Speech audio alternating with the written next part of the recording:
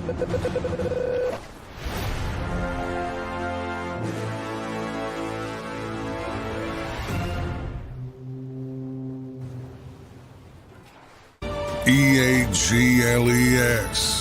Eagles.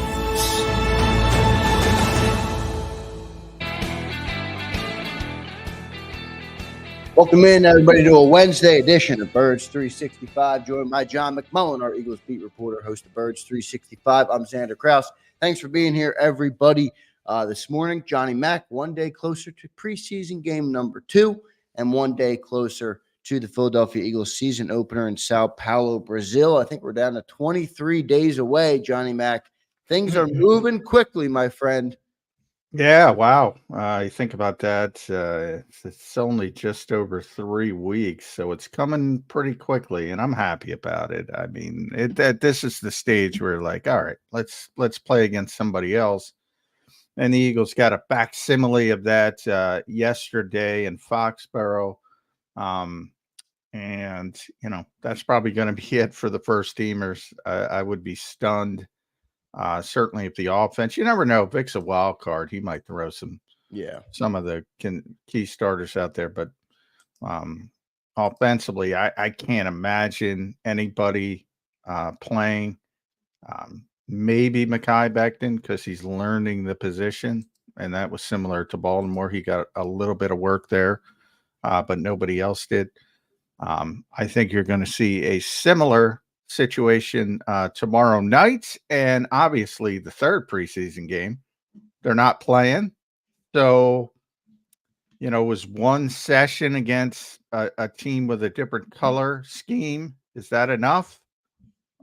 Typically they've had 3 or 4 in the Nick Sirianni era joint practices. Didn't work out that way this year, so it's interesting. I wrote about that. Is it enough? We're going to see. We'll see how it all plays out. I want to welcome everybody in. I see all of our people in the chat. Daz, Wayne the Pain, Mr. Prez, showing off, Jimmy Wen, Bruce Banner's in there. Anybody I missed? Prince Swayze's in there. Anybody I missed? Sorry I missed you, but we appreciate you being here. Make sure you guys smash that like button.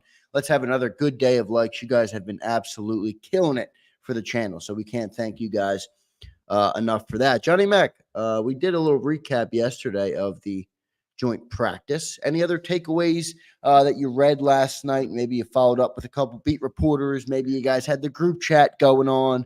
Any other takeaways or any big things that stuck out from the Eagles joint practice yesterday with the Patriots?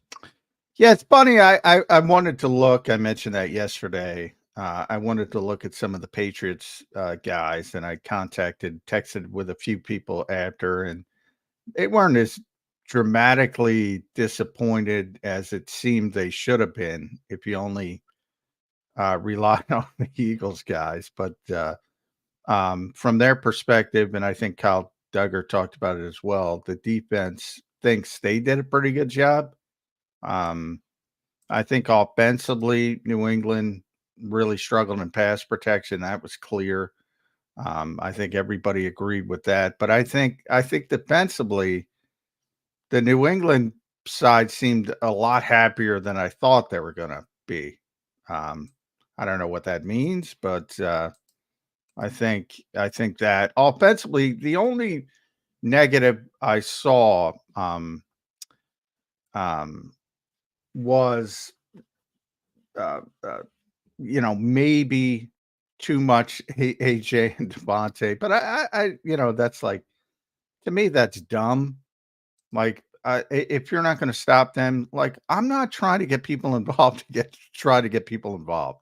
I never understood that. I don't understand that. I use the basketball analogy all the time. If you have, you know, Shaq and Kobe, I don't care about the third guy. If you're not stopping those two, I don't. You know, occasionally, you know, when the ball comes to them, yes, make a play. And that's where you want the Steve Kerrs of the world or Robert Ory's of the world. They're going to make the big shot in a big spot, but not need a lot of traffic. That's what you want from a role player. So that perspective. And then defensively, again, the pass rush was tremendous. And I mentioned that. I said, you know, let's wait and see them against somebody else because it's difficult to go against Lane and Jordan and Landon when they're out there, and even Cam Jurgens. And sure enough, they showed up in a big way. A lot of sacks, too many to count, evidently. And then the one issue is the obvious issue. I think the Patriots started 9 of 9 throwing the football in the late game session, ones against ones, and they were throwing it underneath, which has been a consistent problem with this defense for two reasons. One, the more obvious reason is the linebackers just aren't that good in coverage, and two, that's what this philosophy is willing to give up. So those two things mesh together, and you have some problems there. But once they tried to stretch the football down the field, then the pass rush could get home. Yeah, pass rush. It looked like the pass rush really had a good game or good practice yesterday. I went around and did look at some other beat reporters. I listened to a New England podcast last night, Johnny Mac, to see what they thought. The one guy, shoot, I wish I could credit him. I can't think of his name. Said it was men amongst boys, the Eagles defensive line over their offensive line. And I mean, look, I know we're all excited about Jalen and Jordan Davis and them, but they're still young players. And to hear that they destroyed that Patriots offensive line, I think is a very good thing. Yeah, I've been saying it pretty consistently. I don't think people realize how good times, when you're going against Lane Johnson, Jordan Mailata, Landon Ticker, you're not going to look good.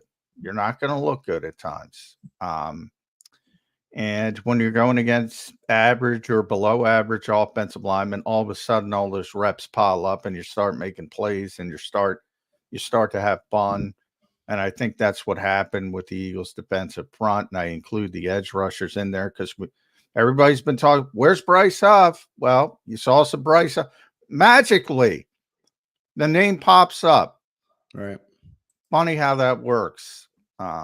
Nolan's done some things in Eagles camp because he gets to play with the second team as well. And he gets some second team reps, but his name's out there. Sweaty's name is out there. Funny how that works.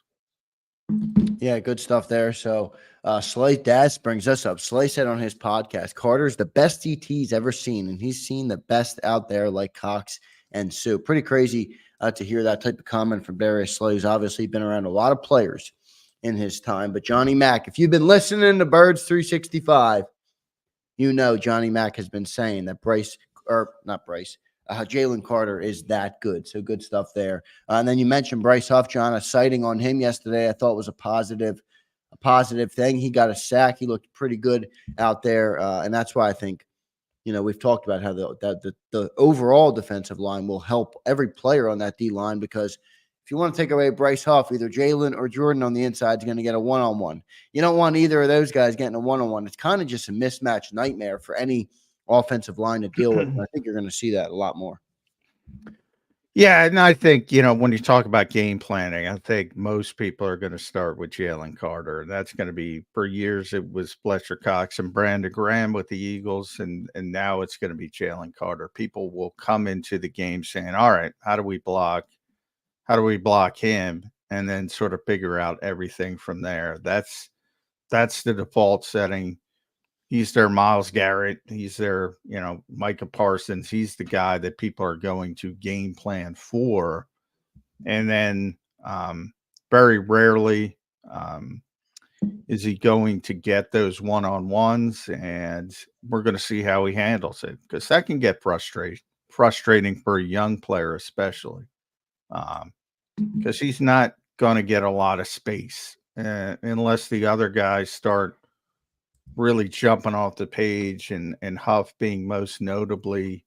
If he starts killing people on the edge, maybe you have to adjust in game. But yeah, Jalen Carter is, Slay's effusive about all his teammates. So be careful with that. He's just a guy who's going to prop up people. And I talk about him all the time. He's a great teammate. but that is not hyperbole with Jalen Carter. I've said it early. It's difficult to say. I believe Fletcher Cox a Hall of Fame player, Pro Football Hall of Fame, not Eagles Hall of Fame. I believe he's a Pro Football Hall of Fame player. Borderline, but I think ultimately he deserves to go in. Jalen Carter's got more talent than Fletcher Cox, and it's not particularly close. It's incredible. Yeah. So that's the kind of template you're working with. Doesn't mean he's going to reach the heights of Fletcher Cox.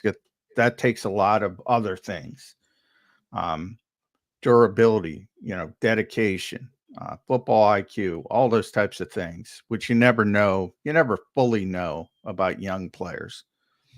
But from the talent part of the equation, Jalen Carter's off the charts. Yeah, no doubt about it. Good stuff from there. So it's going to be an exciting season to watch him play and see what he can do this year. John, let's talk about that Eagles offense. What were the takeaways from the offense yesterday? I'm sure you kind of were able to talk to some people after our show. We did a show right after the practice ended, so we kind of just went off what people were tweeting and stuff. But what did you hear about the Eagles offense yesterday? And we'll have Martin Frank. Was Martin Frank down there yesterday? No, Martin was on Phillies duty, so luckily he's going to get up early. That's not much better. No, that's not much better. Phillies are kind of off the wheels. So difficult guy. Most guys, either you're staying for the game or most guys aren't, and they're driving back this morning. But anyway, offensively, I mean, everybody's focused on Jalen not throwing interceptions, which I get, which is good. I'm not saying that's a bad thing, but as AJ kind of explained, it's like, and I expect, nobody cares. Practice is about getting better. And I know that's boring, but sometimes you throw interceptions because you're trying things in practice that maybe you don't do in the game. So, counterintuitive. I don't really care that much about the no interceptions, other than it's rare.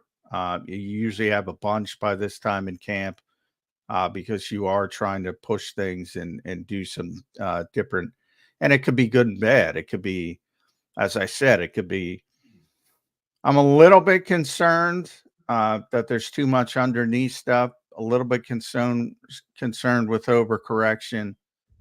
If you look at it from the defensive perspective, Jalen not throwing interceptions means the Eagles defensive backs are not getting interceptions. So that's not a positive. So you can look at it through a couple of different lenses, but overall, it's been a very, very sharp summer for Jalen Hurts. So that part of it's positive. I did see a note that there was a number of false starts again. So that's 2 consecutive days. Not happy with that because this was a game-like situation for the first team. Kellen Moore broke out more of the motion and stuff like that. So that's a positive. Saquon got loose on the wheel route, which I believe is the first time that has worked to him. Jalen Hurts pointed out after practice, it's worked. It worked at the public practice at Lincoln Financial Field, but it was to Kenny Gainwell.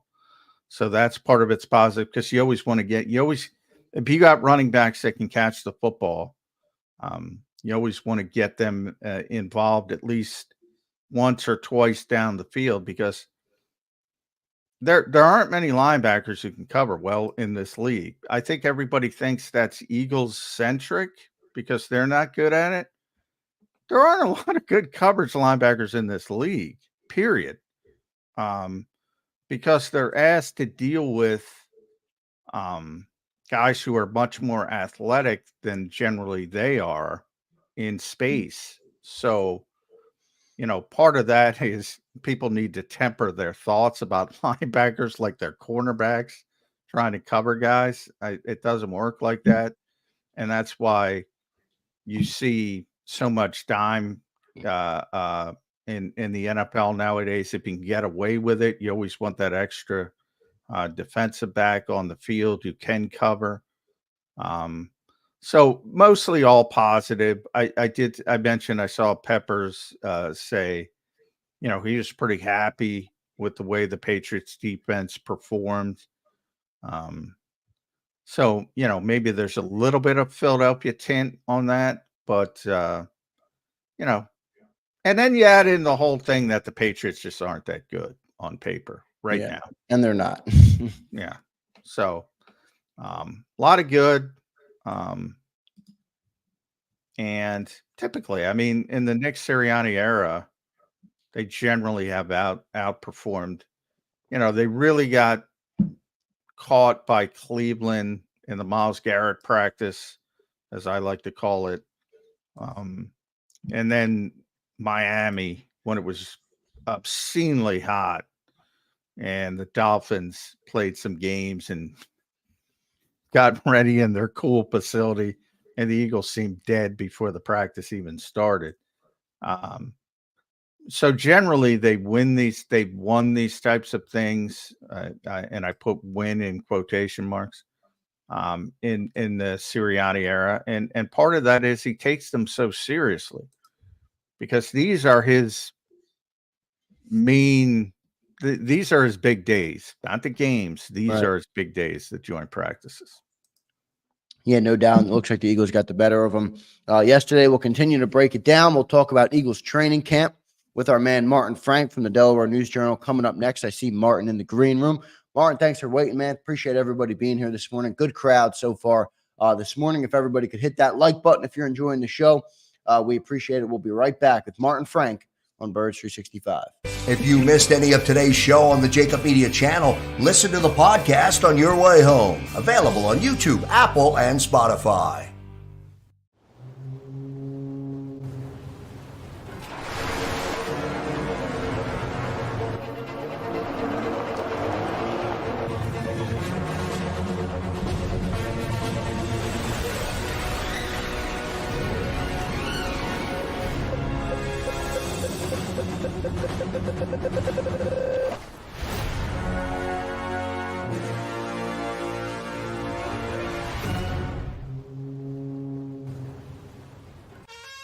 Is the best vacation one that you find or one you get lost in?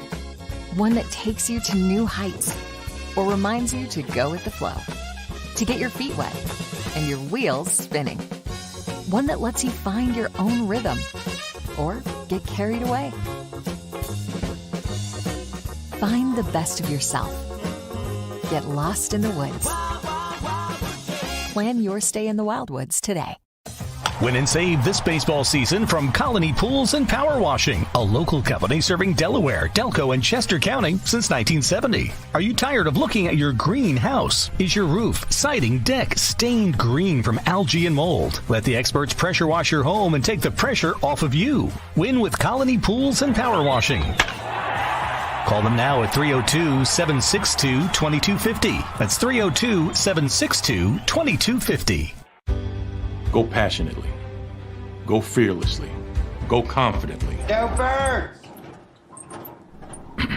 Go confidently towards your goals with First Trust, Philly's hometown bank for nearly 90 years, and the official bank of the Philadelphia Eagles. We're focused on getting you over the goal line. So go with conviction. Go with trust. Go Birds! And go forward with us by your side. First Trust Bank, the official bank of Philadelphia dreams. Up. And go Birds.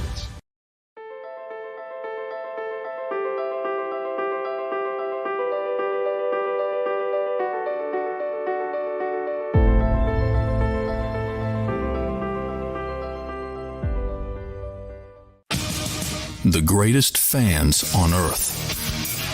It's a bold statement, but would you expect anything less from Philadelphia? 58 years of heartache creates a toughness, a grit, a resolve not found in most. Sure, our prayers were answered, but now that we've had a taste, we're looking for more. Pondley Hockey, official partner of the Philadelphia Eagles. EAGLES, Eagles.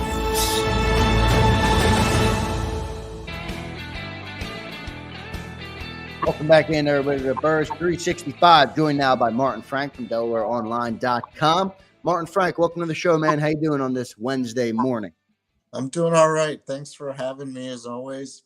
I always appreciate coming on here, talking. Always appreciate you coming on, and Martin getting up early for us, which I doubly appreciate. You had to suffer through that Billies game last night, so I find it seems like the Billies are in the Eagle stage where they're falling apart and nobody knows why. Martin.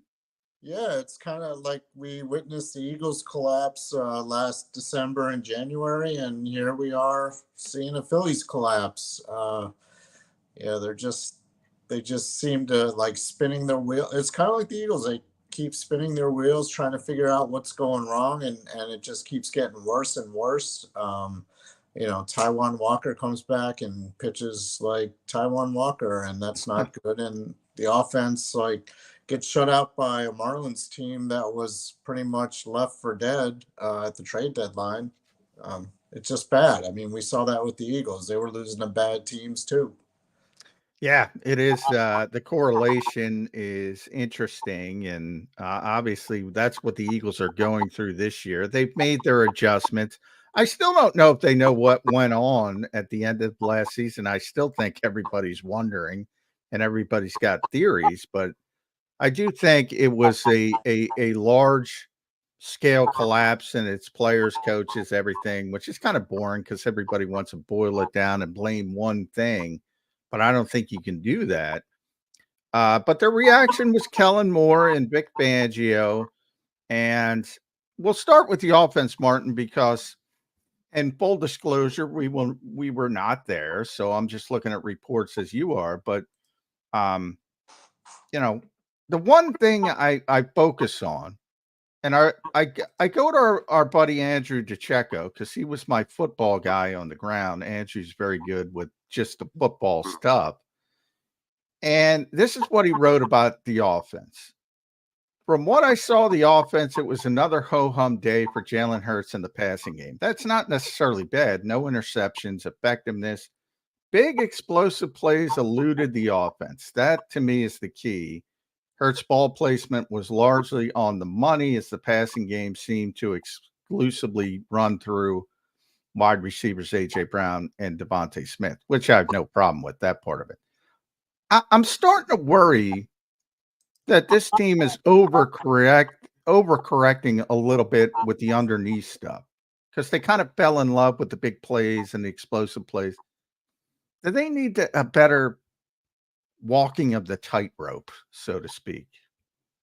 Yeah, I mean, you want like a balanced offense. I mean, the Eagles definitely have to have that threat of being able to go deep to AJ Brown and Devontae Smith, but you also want to use your other weapons, in the short passing game. And I don't know, maybe it's just a matter of feeling things out. I mean, one of the things I noticed about yesterday's practice from reading other reports was that, Hurts was getting pressured. I mean, the Patriots were blitzing him, and there were a bunch of plays where either he had to throw the ball down or he would have been called for a sack or something like that.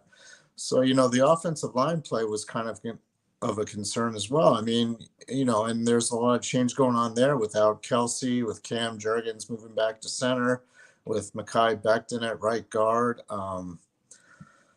It's just a lot of things that they're trying to work through and everything. So, yeah, I think they do need to find that balance of like being able to use those guys deep. And they don't have like a third guy, everybody last year it kills Quez and everything. And I get it because, he wasn't very good, but he did serve a purpose. Teams have to respect his speed deep. And I don't think there's a guy yet, beyond AJ and Devontae, of course, who have shown that they can spread the field for AJ and Devontae and Dallas Goedert. And maybe that's part of it too. Paris Campbell's been out for the past week plus. John Ross, for all his speed, hasn't really shown his ability to get much separation so far. And, Anaya Smith hasn't been very good. So, I think they're still looking for that too. One of the things that worked so well for them was that, they had guys who could do like so many different things. And I think they're still kind of looking for that this summer. Yeah, no doubt. Good stuff there, Martin. I want to talk about the linebacker position with you, Martin. It seems to be getting a lot of discussion among the beat reporters, opinions among us here on Birds 365, people in the chat. Where are you on that position? Who do you think is going to be the starting two guys? Been a little bit of a rotating door there so far through camp. What do you think of that position right now? Yeah, I mean, I think Devin White is pretty much a lock at one of them. And as far as the other one, we've seen, Zach Bond getting, at least starting out as the first team linebacker. But I think Nakobe Dean. Yeah, popped up, sea change. Yeah. So, I mean, Nakobe's been coming on a little bit lately, and Zach Bond didn't play very well against the Ravens. And I think it's still kind of like working its way through. And like Trotter's played pretty well too. Yeah. Jeremiah. The only thing with that is, you got to take it a little bit with a grain of salt because, he's coming in, I guess against the Ravens, he came in like second quarter maybe. And, you're going against guys, third stringers, guys who might not make the team and everything. And, he made a play, pretty quickly and stuff, and which is impressive. So you want to see a little bit more from him. This game against the Patriots could be pretty big for him. If he can keep that momentum building, maybe he gets in the discussion, at least being in the rotation at linebacker. But I think when push comes to shove, I think by week one, I think Nakobe might actually be the one who's starting next to Devin White. All right. Since Zander went down the linebacker route, I've been talking about the linebackers a lot this week. I'm going to give you I'm going to workshop my bold prediction for to you, Martin. I want to tell you if I'm crazy or there's a possibility of this. I'm going to say the NFL screwed me with this 17-game schedule. I'd like to say quarter to the season. So I'll say week 6. So after 5 games, the Eagles starting linebackers will be Nakobe Dean and Jeremiah Trotter Jr. Wow. Is that crazy, or do you think that's a possibility? I think it's a possibility in the sense that not injury related. Oh, I was going to say. No, not ineffectiveness from the prove it guys, Devin White and Zach Bond. I think week 6 is a little bit early. I think there's a chance, like if you're looking like late in the season, and they're kind of struggling like around 500 or something like that, and they need a little push, I could see Trotter working his way in there by then. But I think as the season goes along, his playing time's going to increase. But yeah, I mean, that's definitely a possibility, but something that might be further down the line, I think. But what about like at defensive back? I mean, I think by the time they get back from their bye early October, I think you'll be seeing both Quignon and Cooper DeJean starting. Oh, I agree with that. I agree with that, Martin. And I don't understand why Vic is wasting his time with Quignon in the slot. We all know he's going to end up outside. We all know that's the end game. Yeah. So why wait? Who cares? Cooper got pushed back a little bit. You still have Avonte Maddox. You still have Tyler Hall. And you can argue Avonte's healthy, right? Everybody says, well, if he's healthy. Well, right now he's healthy. Right. At least week 1, Avonte Maddox, veteran player, is probably going to be better against Green Bay in the slot than a guy who's never played the position before, other than in Eagles training camp. I don't get this thing from Vic Fangio. I don't get it. I find it interesting. I mean, I never personally thought that Quignon Mitchell would be a guy they would try in the slot when they drafted him. I don't think anybody did, but like he's played really well there. I mean, he has. I would say at this point he might even be better than Avonte Maddox in the slot. And I think the Eagles were kind of like, oh, let's see how the kid does. And they're like, wow, this kid's pretty good. Let's keep giving him some play here. But I think the way Vic looks at it is he wants his 5 best guys out there. Doesn't really necessarily matter about positions. And I think Quignon is definitely one of the top 5.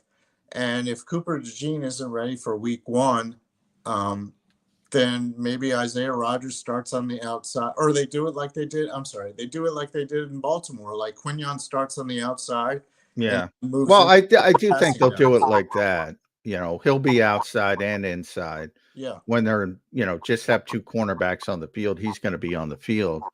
I don't like you're throwing a lot at the kid. I think he's going to be a great player. I think he's handled it very well.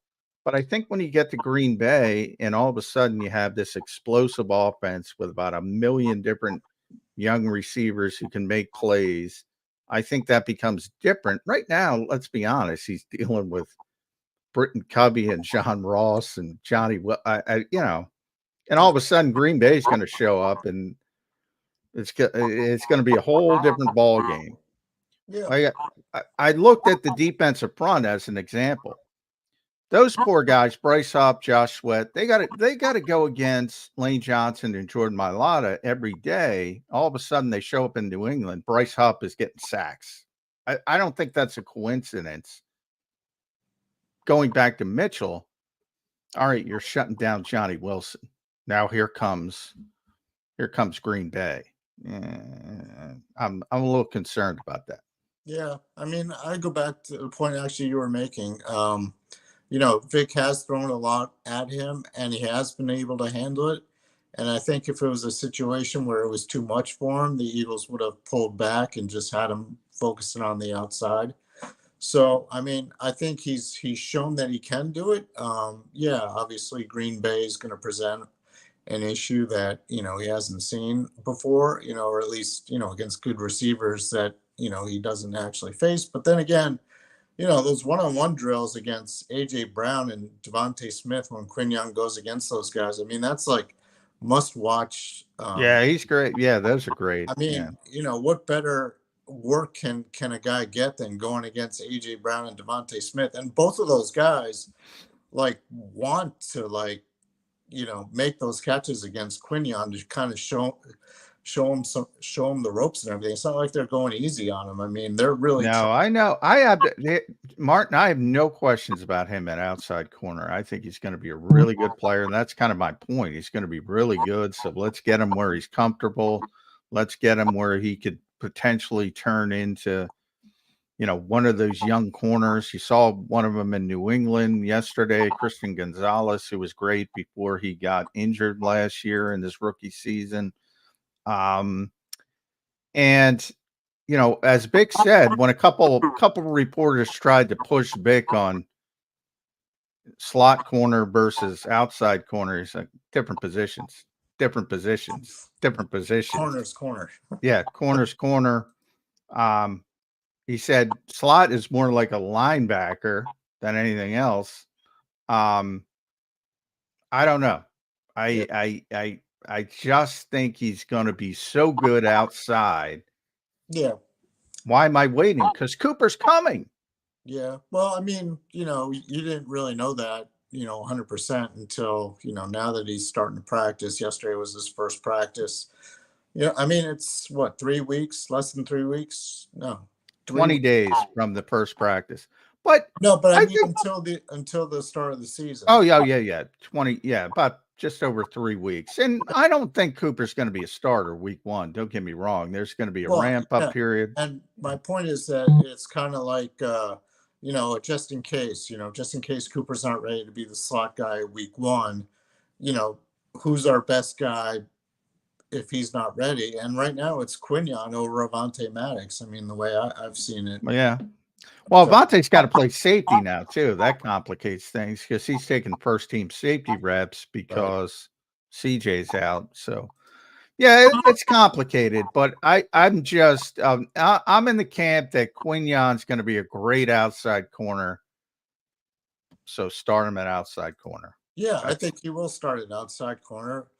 And until Cooper's ready, he's probably going to move inside and passing downs and everything. I totally think week 1, if Green Bay if the Eagles line up in their base defense, Quinyon's opposite of Darius Slay.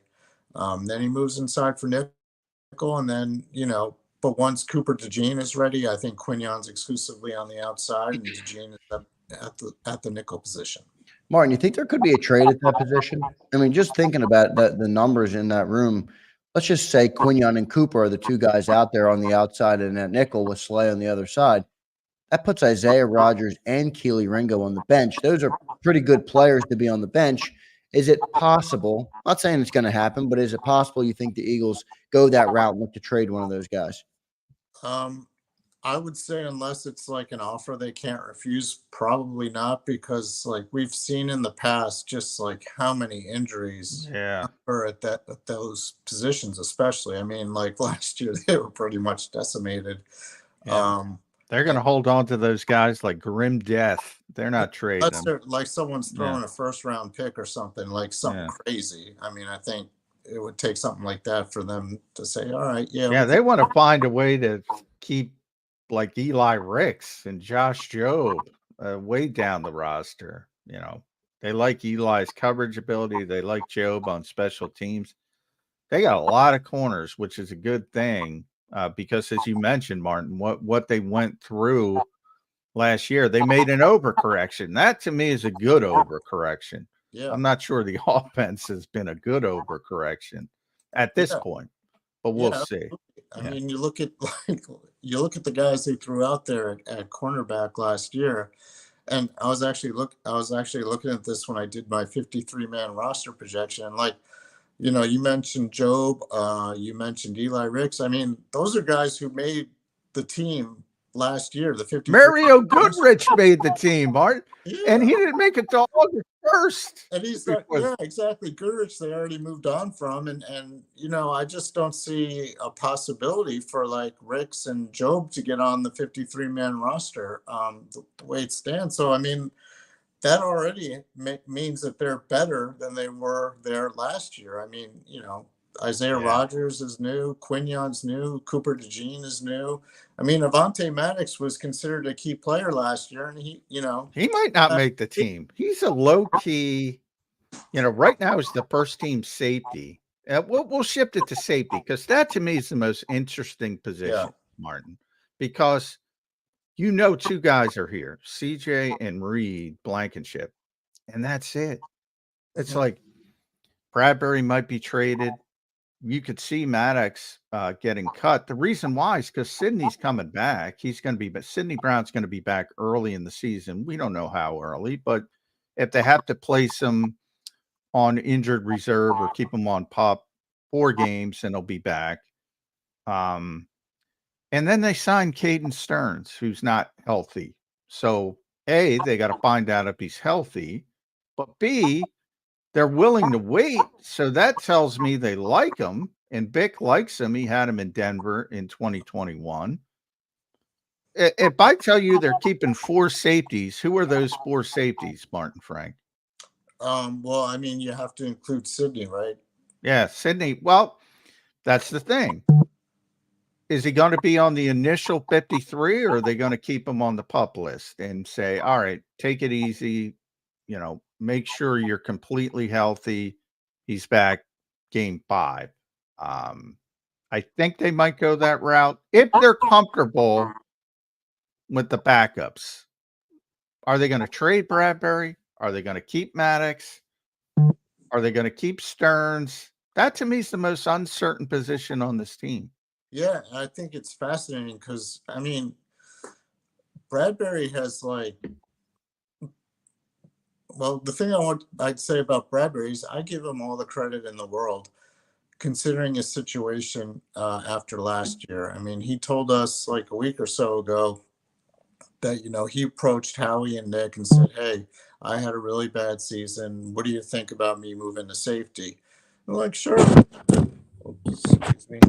They're like, sure, what the heck? And, you know, I mean, obviously figuring they were going to either cut him or trade him. But, like, he's not only, like, learned a brand new position, he's actually done pretty well at it. And, you know, I think there's actually a pretty good chance he's on the 53-man roster as a backup safety. I mean, he's played pretty well. I've seen him, like, you know, break up a few passes here and there.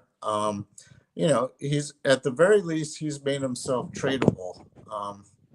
if there's another team like going into, the start of the season that's kind of banged up there, I mean, I could see them throwing the Eagles like a conditional 6th or 7th round pick for Bradbury, in which case it's great. That's what the Eagles wanted and stuff. But, at the same time, like you mentioned, Sydney's probably not going to be ready for the start of the season. Probably going to need like 3 or 4 games. You don't know what you have in Stern, the new guy. So why not, keep Bradbury? At least you have his experience. He's had a really good attitude about the whole situation this summer. I could see them keeping a spot for him. One of my easiest predictions, Martin, was that the more you allowed Vic Fangio to see James Bradbury, the more he was going to like him. Because he's just such a smart player, high football IQ, good guy. Good character guy. I mean, yeah. You look at him and you look at the Hassan Reddick situation with the Jets. I mean, it's like night and day. Yeah.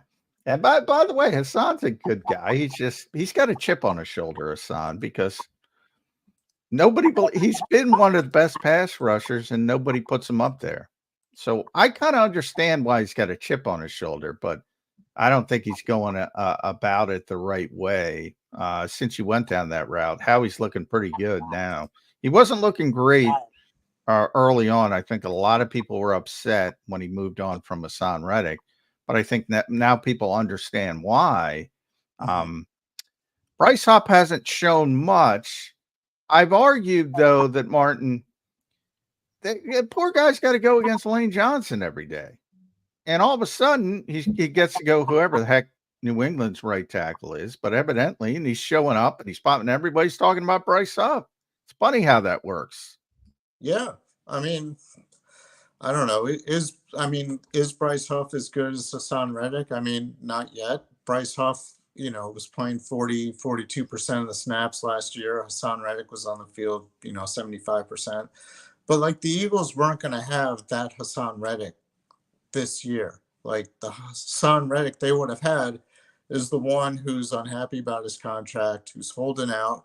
I mean, this would have happened if he had stayed with the Eagles. The Eagles weren't going to extend his contract, at least at nearly to the level which Hassan Reddick was hoping for. So, they probably would have made him play the last year on his contract, just like the Jets are, and he would have been unhappy. And you wouldn't have had him, and then you wouldn't have had Bryce Huff because he wouldn't have been here because they, if they thought, Hassan Reddick would stay and everything like that. So, now you're like, even in that case, you're even more screwed up because you don't have Reddick and you don't have Huff. And now Josh Sweat's your best guy, and BG's probably going to have to play a lot. And, Nolan Smith and Jalix Hunt are going to have to be ready to some extent. There are a lot of question marks in that case. So I think they're better off without Hassan Reddick. But I also think that Hassan Reddick of last 2 years is better than probably what they're going to have with Huff this year. What have you seen from Huff so far, Martin, when you've been down there at camp? Not a ton. I mean, he hasn't, he hasn't really shown a lot. But like John was saying, you're going against Mailata and you're going against Lane Johnson, two of the best guys, the best tackles on either side, obviously in that top group in the NFL every day. And he's got to learn how to play the run. I mean, he was never, that's why he wasn't playing more than 40% of the time with the Jets. I mean, he was just their designated pass rusher, and he's got to show more of that, with the Eagles, because he's probably going to be playing like 60 to 70% of the snaps. And in that case, you got to be able to stop the run. I mean, not that Hassan Reddick was great at that. I don't think he was, but better than Huff is at this point. So, yeah, I haven't seen a whole lot. Apparently he had a really good practice yesterday, and that's encouraging. Maybe he'll play a little bit more on Thursday, because obviously Nick likes to rest his starters, but that's pretty much the case on offense. Like Vic wants all those guys. Yeah, Vic's different. Vic's running his own show. He's like, He's So like out on the reservation. Yeah, I'll do the it. only guys who sat against the Ravens were like Darius Slay and Brandon Graham, and both those guys are in their 30s. So I would think that Huff is going to play Thursday night. And yeah, I mean, I'd like to see a little bit more of what he showed yesterday in practice in the game. Yeah. But he's not going to play much. If he does play, like maybe a series. That way he played Jordan Davis 4 snaps in Baltimore. It's like, what's even the point? But he likes it. And, I do find it interesting, and I love it, and I'm sure you love it, Martin, the honesty of Vic Fangio. The backhanded compliments. He's doing a good job. Is Jalen Son, he played better than I thought he would, from what I saw at practice. The backhanded compliments. You think that's going to wear on players, though, at some point? I love it, but players aren't used to that in the modern environment. Coaches being honest. Yeah, that's going to be an interesting see how that works out. I mean, we did hear all those reports last year about Miami Dolphins players, like, not being too thrilled with Vic. And yeah, I mean, you mentioned the Jalen Hunt compliment, kind of compliment. He also said, I think he's also finding that Cornell and Houston Baptist aren't the NFL. I mean, he's brutally honest. I mean, that's what you like to see. I mean, he was saying some good things about Nakobe Dean. Like, he didn't really have a very good practice in that open practice link. I mean, he was honest about that. But I mean, Bryce Huff, he was honest earlier. He was, he's not ready. He's getting better, but he's getting not better. ready. Yeah. Nakobe, his first one on Nakobe was he's done it in college. Right. He emphasized college. Yeah. So it's interesting. I love it. I personally, as a reporter, love it. I'm sure you love it. Oh yeah.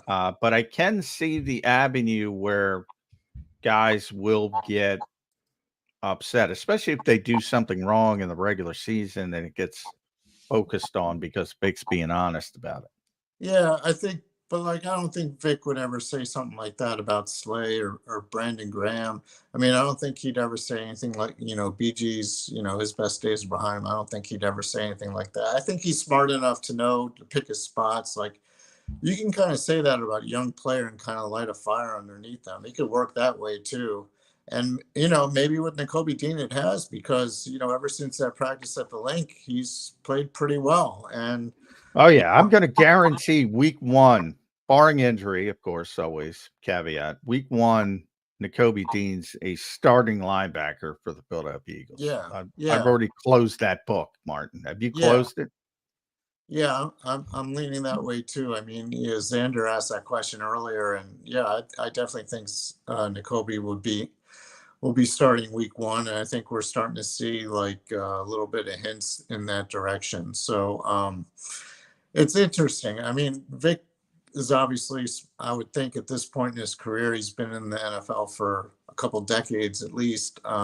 He knows who he can light a fire underneath, and he also probably knows who he should probably not risk angering, because that could be bad for him. So. Yeah, we'll see what happens there. Martin, last question for me. We're 12 practices deep now in training camp. I'm going to move to the offensive side of the football and the question, what have been your biggest takeaways from the Kellen Moore offense here in Philly? I know you haven't seen much game, but 12 practices in. What have you noticed from the Kellen Moore offense in Philly?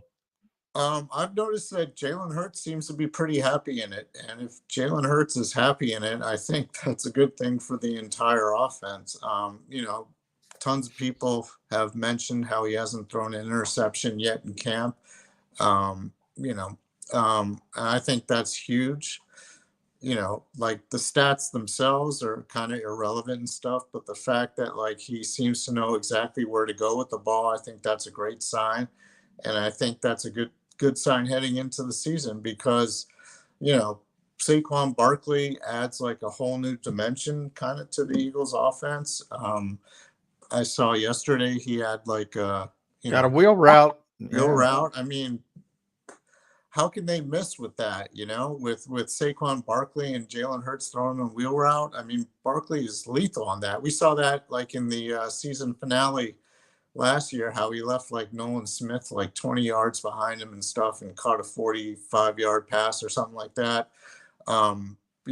That's there for the Eagles whenever they need it. In addition to AJ Brown, who has 1,400 yards reception, 1,400 receiving yards each of the last 2 years. Devontae Smith over 1,000 yards. As long as they can keep Jalen Hurts upright, I think this Kellen Moore offense is going to be really good for the Eagles. And we haven't really seen that because obviously Nick Sirianni's competitive advantage, which is probably why we're not seeing any of the starters on offense playing. But I think like when the season opens against Green Bay, you're going to see a really good offensive unit with a lot of potential for a great season. At M Frank NFL. Make sure you follow Martin on X.com. Read him at the Delaware Journal. I always want to say Wilmington. DelawareOnline.com. Make sure you read them there. And don't let the Twitter handle fool you, because he's also occasionally writing about the Phillies. So check out his work there as well. Martin, you're a king among men. I appreciate you getting up early after a late night, helping us out. One of our favorite guests. Applaud Martin Frank as he leaves the show. All right. Well, thanks for having me as always, and happy to do it. Thanks, Martin, bud. thanks for being here, man. We'll talk to you soon. All right. There's Martin Frank joining us on Birds 365. Good stuff there from Martin Frank, Eagles beat reporter for DelawareOnline.com. We got no guest in hour number 2. So Johnny Mack will kick around all the topics from training camp. We'll talk about the joint practice. We'll talk about what we just talked about with Martin Frank. And then, John, we have a great super chat that I want to get to from Cameron Richardson. Cameron, thanks for leaving that super chat. I'm going to take a commercial break, and we will lead with that as a topic out of the break. Cameron Richardson's super chat coming up next here on Birds 365. If you missed any of today's show on the JAKIB Media channel, listen to the podcast on your way home. Available on YouTube, Apple, and Spotify.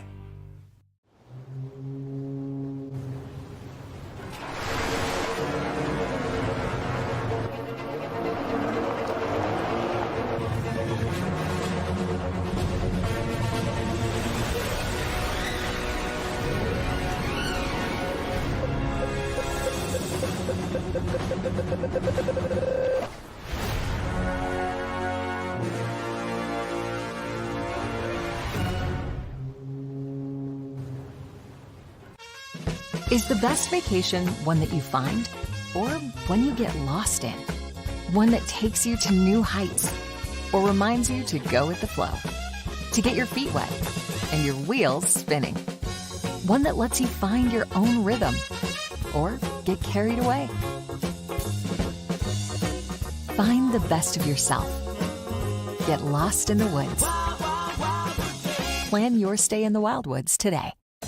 Win and save this baseball season from Colony Pools and Power Washing, a local company serving Delaware, Delco, and Chester County since 1970. Are you tired of looking at your green house? Is your roof, siding, deck stained green from algae and mold? Let the experts pressure wash your home and take the pressure off of you. Win with Colony Pools and Power Washing. Call them now at 302-762-2250. That's 302-762-2250. Go passionately. Go fearlessly. Go confidently. Go Birds! Go confidently towards your goals with First Trust, Philly's hometown bank for nearly 90 years, and the official bank of the Philadelphia Eagles. We're focused on getting you over the goal line. So go with conviction. Go with trust. Go Birds! And go forward with us by your side. First Trust Bank, the official bank of Philadelphia dreams. Up. And go Birds.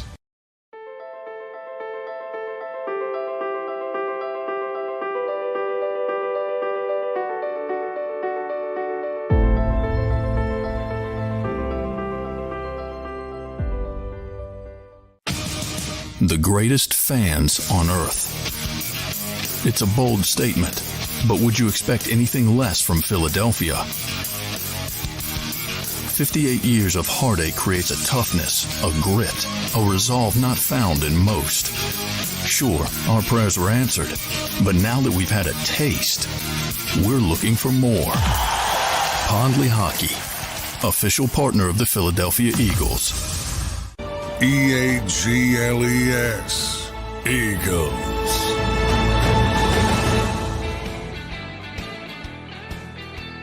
Welcome back in, everybody, to Birds 365, a Wednesday edition of the show here. Moving right along, John. 23 days until the Eagles kick off and 22 days until the NFL kicks off. So pretty good stuff moving right along in the offseason here.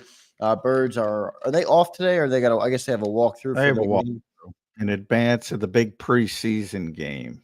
Yeah, which I would imagine less people are going to play in this one than played in the first one. So I wouldn't get too excited about this one, Eagles fans. But plenty of people are going to play. It's just not. Yeah, people.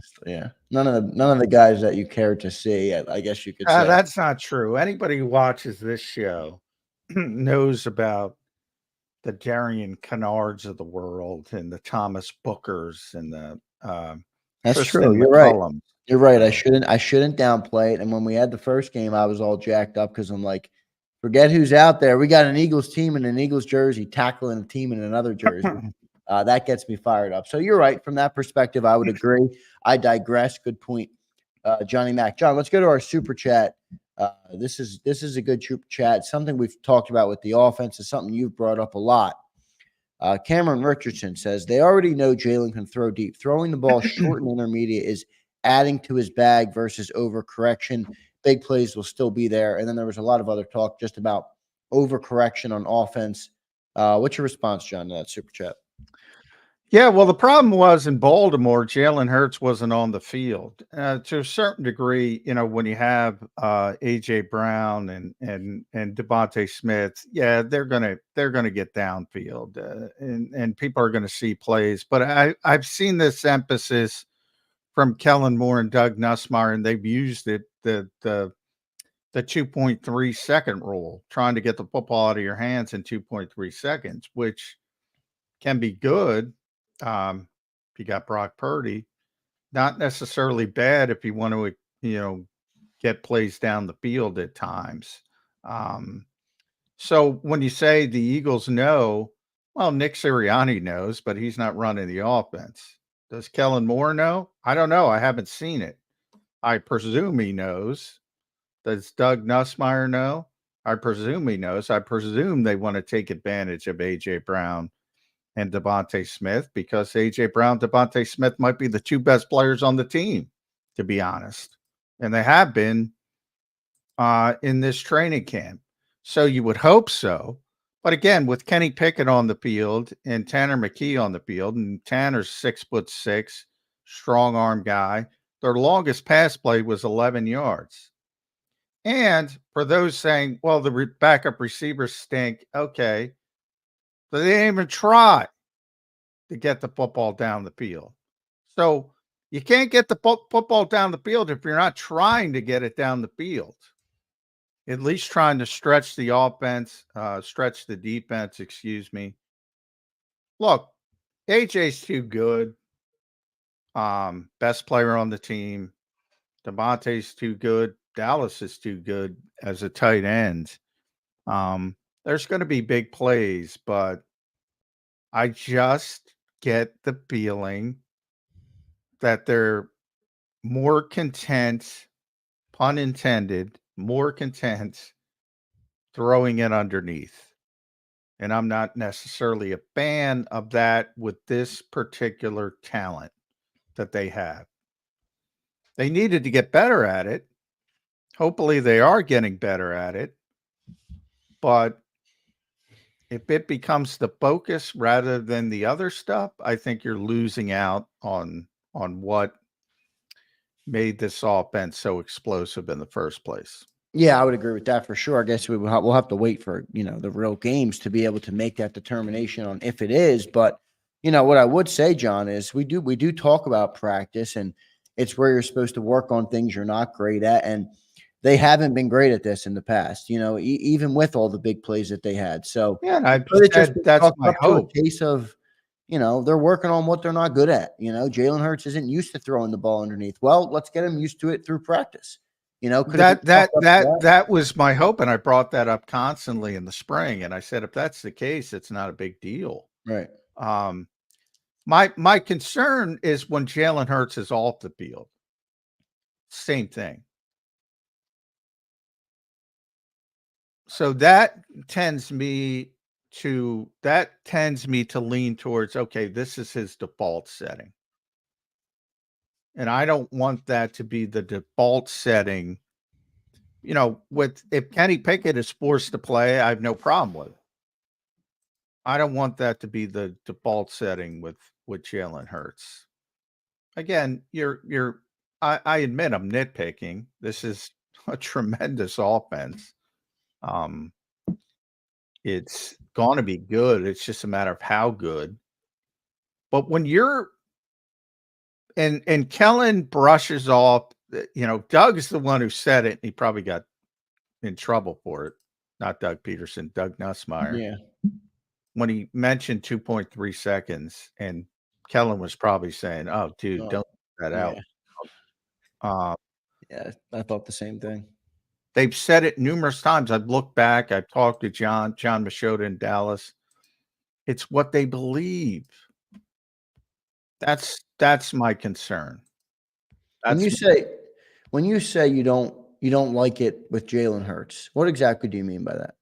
Well, Jalen Hurts is obviously the off schedule stuff. You're limiting. You never know what's going to happen, right? If you're drilling into his head 2.3, 2.3, 2.3, you're never going to see what he might have done by extending a play and making a big play down the field. So number one, he's too good of an off-schedule quarterback. One of the best in football, arguably, there's a lot of different ways of being off schedule, not just running the football like people assume that means. Patrick Mahomes is the best example. He doesn't run a lot. He runs in big spots and big moments, but he extends play, and Jalen's capable of doing that better than most, to say the least, in this league. So why do you want to cut that off? So that's number one. Now, I get it from a coaching perspective. You can't build off-schedule offense into your game plan. So I get it from that perspective. It's not like you say, oh, third quarter, we're going to go off schedule. It doesn't work like that. It's just the feel of the game. So the concern is, and there are certain quarterbacks, and we all know who they are, where you want the ball out of their hands as quickly as possible. They're essentially playing point guard. I don't think Jalen Hurts is a point guard. I think he's and if he is a point guard, he's a Steph Curry-like point guard who can impact the game in multiple ways, not only getting other people involved, but himself. He's one of the best playmakers in the NFL. In a bad year, everybody thinks he had a bad year. He generated, 38 touchdowns? I do not want to turn him into Brock Purdy, which has been my consistent, and Brock's a very good quarterback. But they're different styles of quarterbacks. Yeah, I see what you're saying. I mean, there are people who are like, why not let Jalen practice it? And, I'll bring up SMD Eagles. She says, I'll agree to disagree with Johnny Mack. Why not let Jalen practice short and intermediate routes when he wasn't the best at it?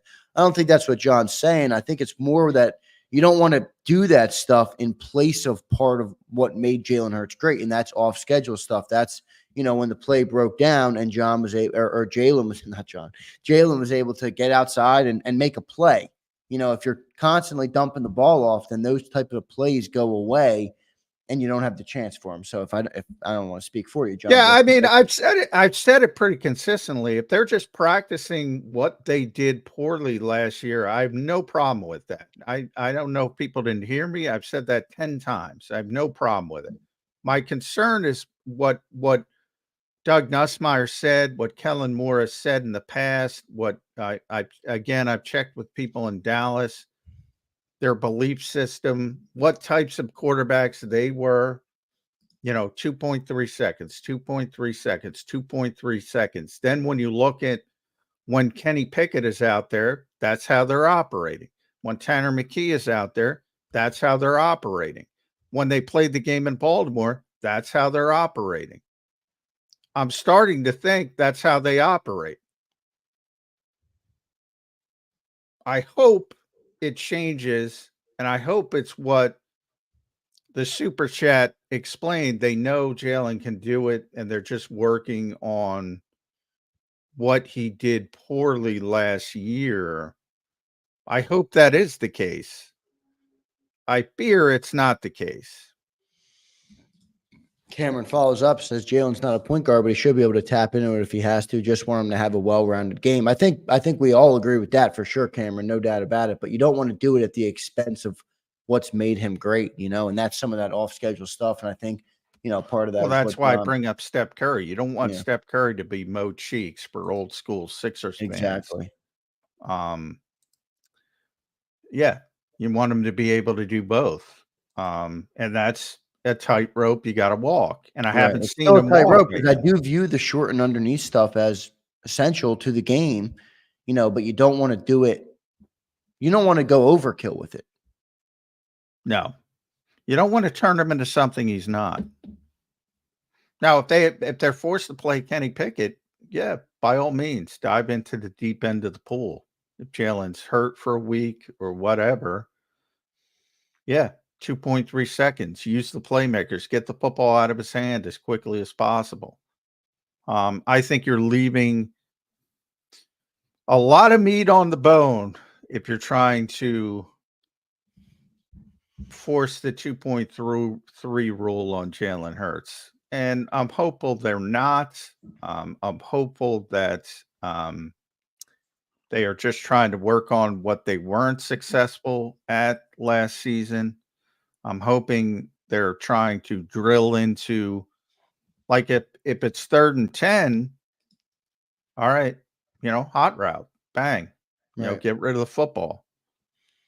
I'm hoping that's what it's about. But, their history says, and again, their own lives as quarterbacks says they believe in this 2.3 second rule. John, do you think any of it ties back into the blitzing, where Jalen has struggled against the blitz in the past? We've talked about it. The defenses are going to blitz this guy. That's one of the ways that they figured out is how you can mitigate him, how his impact on the game. Do you think part of the underneath stuff is that, here's an easy out or something you can practice on that when that blitz is coming, where to go with the football to avoid the sack. Well, a lot of it is the blitz, not all of it. I mean, the Eagles should be and are, by the way, that's the weird part. They were bottom 5 in just number of attempts throwing the football over the middle of the field, but they were top 5 in effectiveness when they did it. And that's about AJ Brown. I mean, you run a bang 8 route to AJ Brown, and it's like, taking candy from a baby. So part of it is just taking advantage of what you have in AJ Brown. And they have to do that more. But most of it has to do with the blitz and their ineffectiveness. And by nature, picking up the blitz is always about the quick game. The problem is the Eagles too often resorted to the quick screens outside to deal with the blitz. And about, got ugly at times. And they need to get better with identifying where the blitz is coming from, throwing behind it, things like that. And that has to do with the quarterback getting comfortable with the answers given to him by the offense, being on the same page as the receivers. As I've said a million times, you don't call hot routes, just like you don't call off-schedule offense. Those are adjustments made on the field, and they certainly have to get better. And they're not going to stop blitzing teams until they figure it out. The good news is, you saw it in Baltimore. it just worked out this way. I think you're going to see New England as a blitzing team. Minnesota, my God, Yeah. they're going to see a boatload. Yes, even in a preseason environment, blitzes. So but he's not playing in those games. So, I don't know how much it's going to help. Yeah, we'll see how it plays out. I do view it overall, I think, as a positive. Well, here, I'll ask this just to follow up. Have what you've seen so far in practice make you believe that they are changing Jalen Hurts? Like, are they not throwing big plays? Are they not having big plays? Is there No, I'll read you what Andrew said yesterday. That's because Andrew's my most trusted guy who was at the practice. The guy knows football, Andrew DeCheck. Yeah, I love he talking to knows him. football. Yeah, he does. And I'm not talking about off the field stuff. I'm talking about pure football. He knows football. And he said big explosive plays eluded the offense. Hurts' ball placement was largely on the money as the passing game seemed to exclusively run through A.J. Brown, Devontae Smith.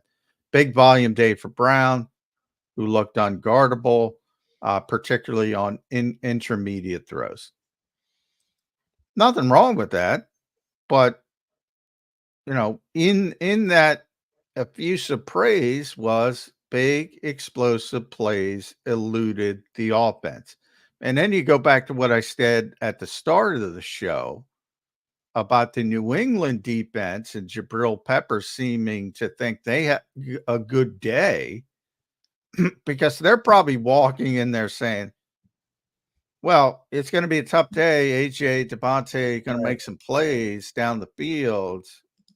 Big explosive plays eluded the offense. You could generally write that sentence for every practice and training camp. A lot of intermediate stuff. AJ's been dominant on those quick slants, the bang 8 routes, dominant. And all that is good, but this was, this has been one of the best teams in football generating explosive plays down the field. And you have not seen a ton of it in training camp to date. And I hope, but hope is not a strategy. They're just working on what they were not effective with last year, or things that they were effective with but didn't throw enough, those over the middle of the field routes. That's my hope. But until you see it change, you can't assume it's going to change. You're not at a sound the alarms yet, right? You're just kind of monitoring this? No. Yeah, I'm just monitoring it. But I again, Baltimore was 11 yards. 11 yards. And yeah, by the way, wasn't this a problem for Kenny Pickett in Pittsburgh? Didn't push the ball down the field enough? Well, Kenny doesn't have the strongest arm. And again, he's the type of quarterback that if you have to play him, I think you play like a Brock Purdy style of football, for lack of a better term. That's the style of football you play or should play. Tanner McKee's a little bit different. He can push the football down the field. Now, he's not throwing to A.J. Brown, Devontae Smith. So I'm not talking about effectiveness, but they didn't stretch the field with them. Like, throw a throw. Jacob Harris runs a 4.39. Take a shot. I'm not talking about the effectiveness, but all of a sudden you had Jacob Harris who runs a 4.39, can't get separation because Baltimore knows everything's going underneath. Again, these are third string players. Nobody cares, but that's what happened at Baltimore. All their defensive backs by the end of the game were just jumping routes because they knew nothing was going over their heads. Now, you're not game planning, but that talks about you're still calling plays, and right. In the moment, like all you're doing is, all right, this is my default setting. This is what I'm going with. Right. So, something to keep an eye on. One more follow-up here, and then Abe, I see your super chat, brother. I will get to that super chat in just a second. Big Pickin follows up and says, I thought this is what we wanted Jalen to grow into. It's a good point, John, that you've heard a lot of people say, last year, remember the criticisms of Jalen Hurts. Well, it's kind of that fine line of like, Who's what do we want or how do you make Jalen better without changing who Jalen is? Is that just a fine line we're going to be walking here all year? Yeah, I think so. I mean, people are not going to be happy if they're not getting explosive plays. So, I mean, they might think they want that. They might think you want to dump the ball off to Saquon. And then you get 7 yards and, all right, you live to play another down. So, I mean, I think people got pretty excited about the explosive plays and getting the football down the field, even to Olamide Zaccheaus. That was one of the biggest plays of the year. Everybody's so excited. Guess what? That was off schedule. Yeah, that was Jalen creating offense out of nothing. And if you're getting the football out in 2.3 seconds, you're not creating that play. So he needed to get better. You want to see that evolution. I have no problem with an evolution. But, I don't want the overcorrection. I want the correction. I don't want the overcorrection. Yep, I agree with that for sure. So good stuff there. Let's get to our super chat here from Abe, 199. Thanks, Abe. Appreciate you, brother. He said, are we going to have more run plays this season? Abe, are you talking about with quarterback or I guess I need you to be more specific with that, Abe? I don't know. John, do you know what he means by this? Well, no. I mean, the +1, Jalen looks healthier. He looks more juice. I think the +1 running game aspect is back in play at full bore, at least early in the season. As far as running the football, just running the football, when people talk about run pass ratio, all that means are you tell me if they're ahead in the fourth quarter or behind. If they're ahead, they're going to run the football to try to close games. If they're not, or it's a close game, they're going to throw the football. So that is totally dependent on where you are in the game. But the Eagles should be better in 4-minute offense to be able to close games out with Saquon Barkley than they were with DeAndre Swift and even Miles Sanders. They should be better in that aspect, and he should give them a better opportunity to close out games on the ground. Yep, good answer there from Johnny Mack. Hopefully that answers your question. Abe, good stuff there. John, we'll take one more commercial break.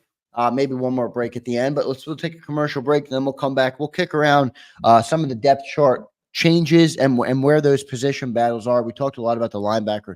John, this week has been like linebacker week here on Birds 365. But we'll talk about the right guard. We'll talk about wide receiver 3. We'll talk about. I do have a linebacker point I want to make, though. We'll bring it up, John. Yeah. Any linebacker points are welcome here on. And Birds 365. and I'm going to defend the Eagles linebackers and pass coverage a little bit. I love it. So we'll hear that all coming up next here on Birds 365, 368 watching on YouTube, and another around 200 on our other platforms. So thanks everybody for watching this morning. Appreciate all of our channel members. Reminder to our channel members, you're going to have a chance to win Saquon Barkley jerseys all year long every time he goes over 125 yards in a game, rushing, receiving, kickoffs, doesn't matter what it is, 125 or over, and we're giving away a jersey to a channel member that week. So if they play 20 games and he goes over 125 every week, we're giving away 20 Saquon jerseys. So good stuff there. And then SMD Eagles, I did not forget about you and your Braden Mann request. That's something I will fulfill. So appreciate all you guys being here, all of our channel members. Stay tuned, everybody. We'll be right back on Birds 365. If you missed any of today's show on the JAKIB Media channel, listen to the podcast on your way home. Available on YouTube, Apple, and Spotify.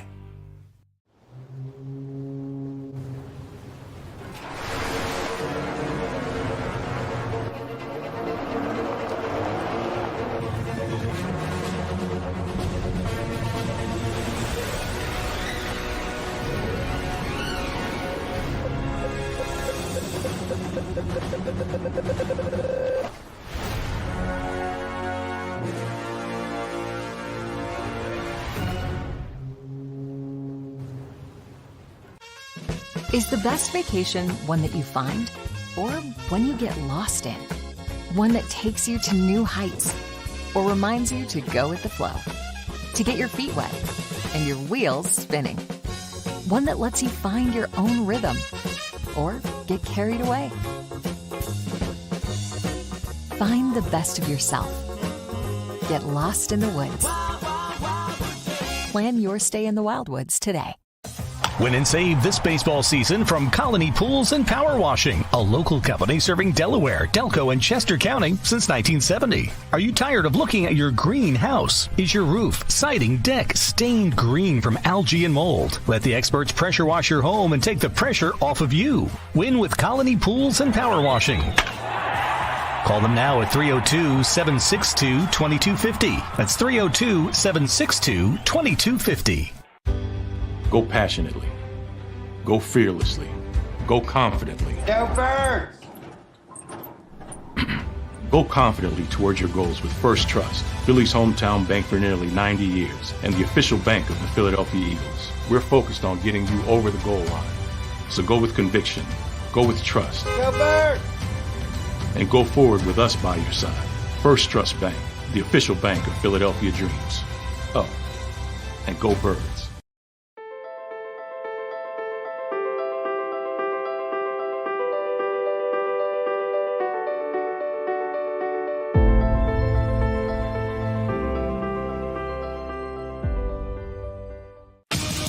The greatest fans on earth. It's a bold statement, but would you expect anything less from Philadelphia? 58 years of heartache creates a toughness, a grit, a resolve not found in most. Sure, our prayers were answered, but now that we've had a taste, we're looking for more. Pondley Hockey, official partner of the Philadelphia Eagles. EAGLES, Eagles.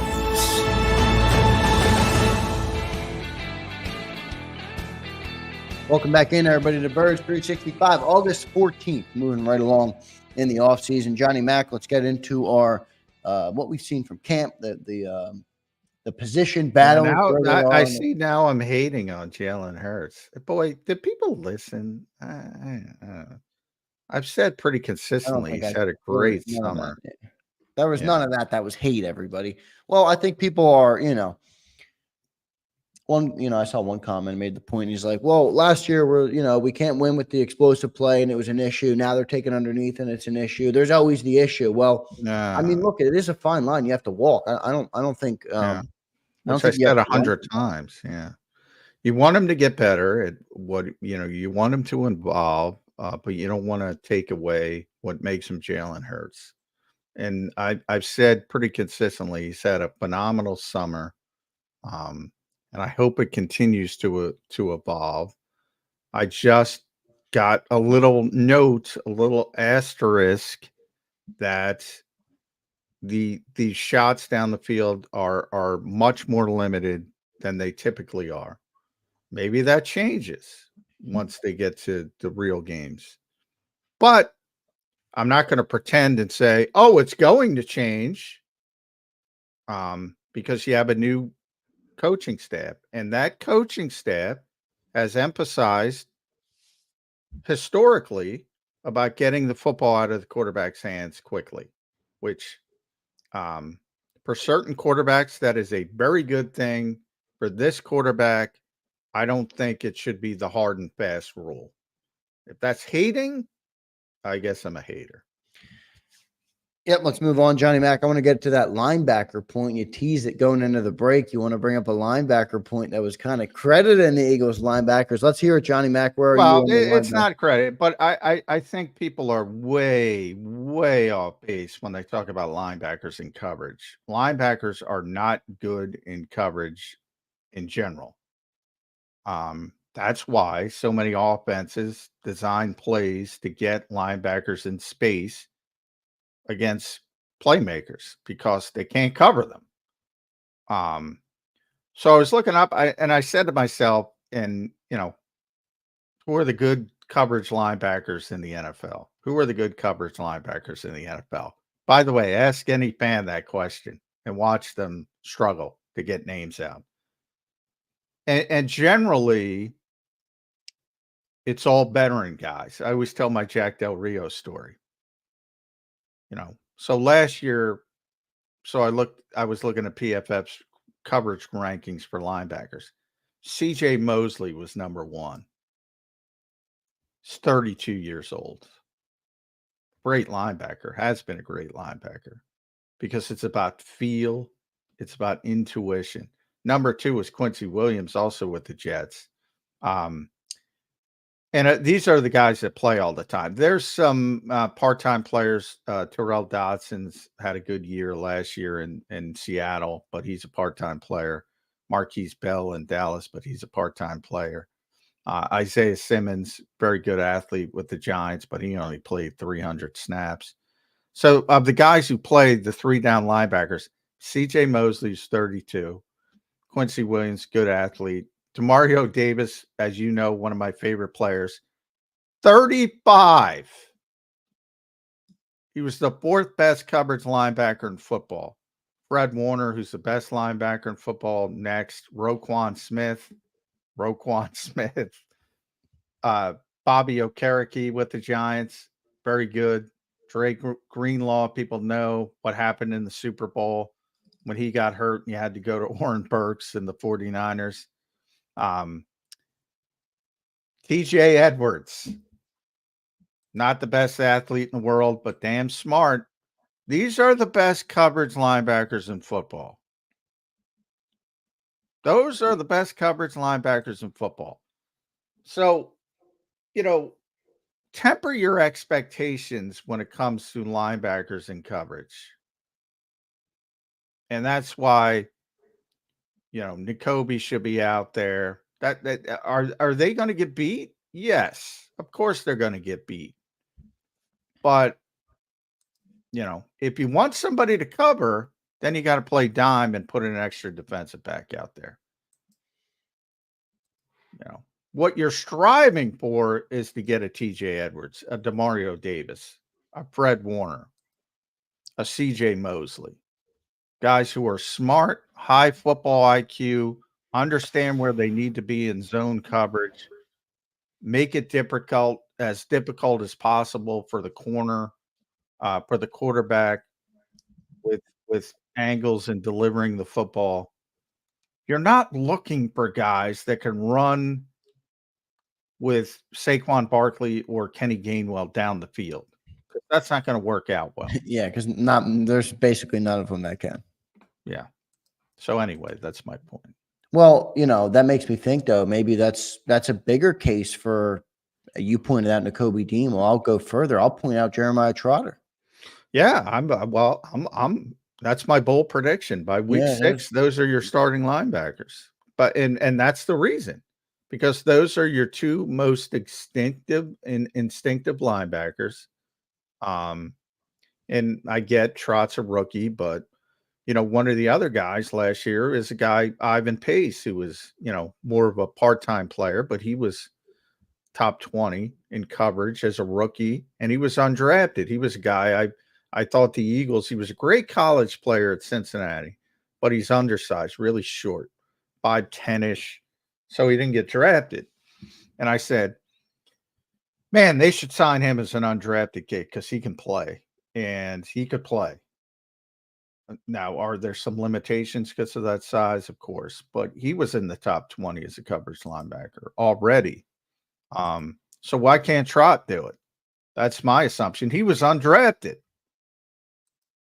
But he's very instinctive. And so is Trotter.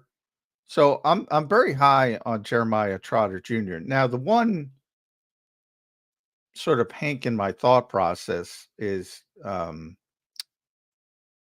kind of redundant. They're kind of the same type of player.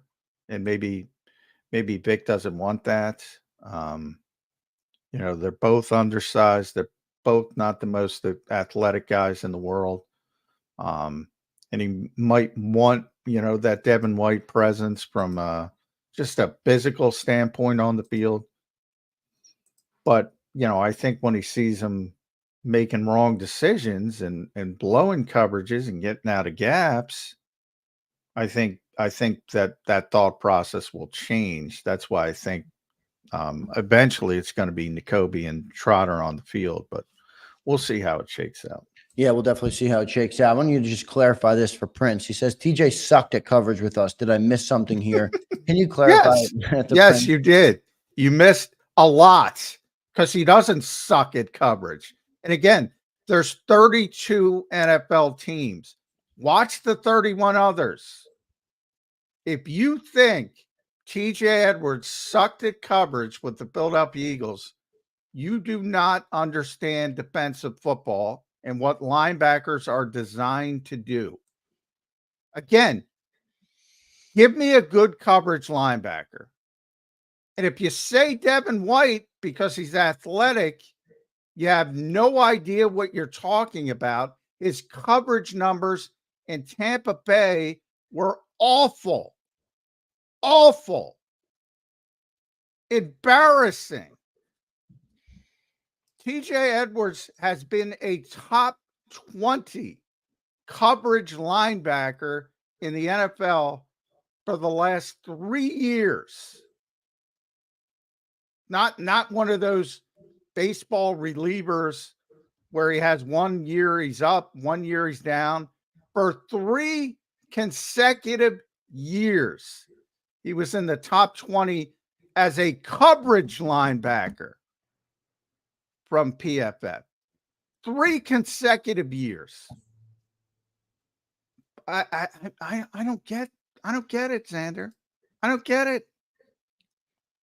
Prince claps back, says, I do. You clearly just watch PFF. He sucked. All right, Prince. Listen. That's the thing. And all these goofballs, Zander, when PFF tells them Lane Johnson's the greatest thing, they love it. They love it. Oh. But then when they don't like a player and they tell, well, that this guy's actually pretty good, then all of a sudden it's, oh, they suck. They don't know what they're doing. Pick one. Pick a lane. Pick a lane. You're wrong about TJ Edwards. You've been wrong about TJ Edwards. Talk to people in Chicago. He was a freaking monster last season. He was their best defensive player. Oh, but he was undrafted. He can't run. Give me the guy who can run and doesn't know where he's running. Good luck with that this year. Because I guarantee you one thing.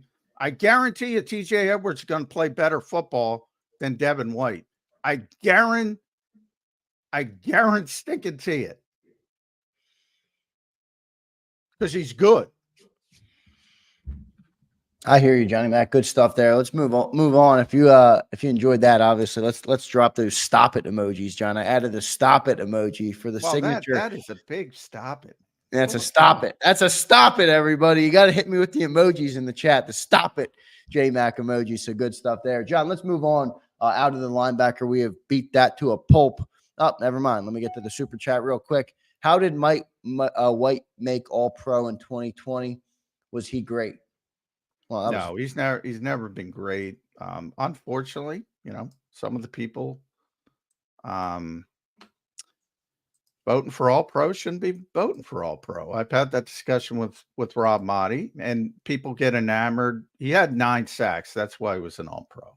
He had 9 sacks.